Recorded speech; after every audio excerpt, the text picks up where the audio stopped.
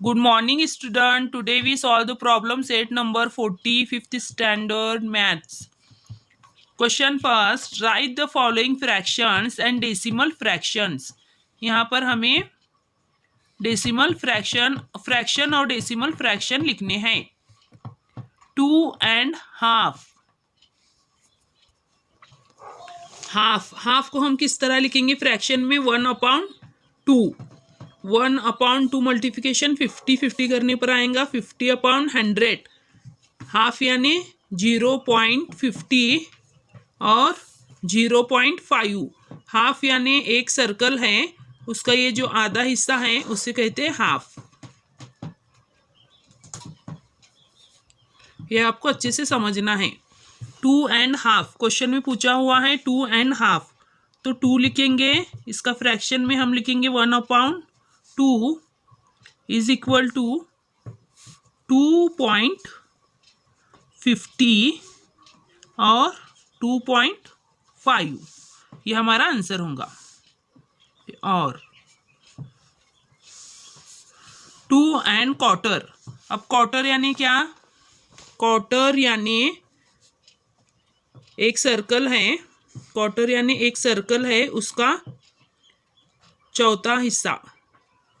ये जो होता है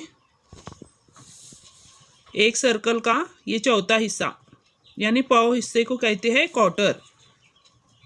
तो हम इसको लिखेंगे 1/4 इज इक्वल टू 1/4. हमें फ्रैक्शन में भी लिखना है और डेसिमल फ्रैक्शन में भी लिखना है. तो ये कितना होगा? 100 का 250 हिस्सा जो होता है उसे कहते हैं क्वार्टर. तो हम इसे लिखेंगे 0.25.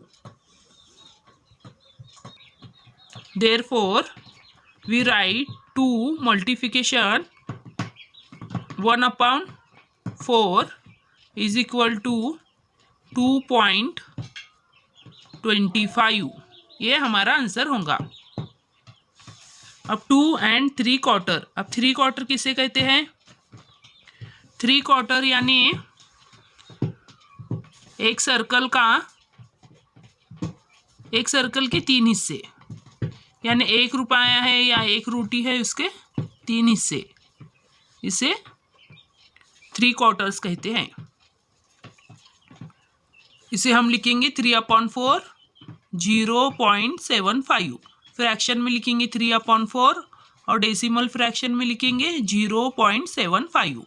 अब यहाँ क्वेश्चन में पूछा गया है 2.75. तो हम इसको लिखेंगे 3/4 का आएगा 3/4 इज इक्वल टू 2.75. ये हमारा आंसर होगा. अब 10.5.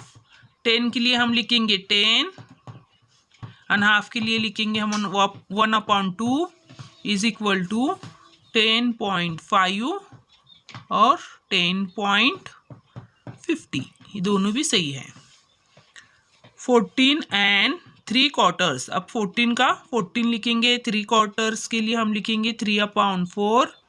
ये फ्रैक्शन में लिखना है हमें और डेसिमल फ्रैक्शन में भी लिखना है. तो 14.75. 16.25. 16 का 16 लिखेंगे. क्वार्टर के लिए लेंगे हम 1/4. 16.25 इसका आंसर होगा. अब 28.5. 28 का 28 लिखेंगे. हाफ के लिए 1/2.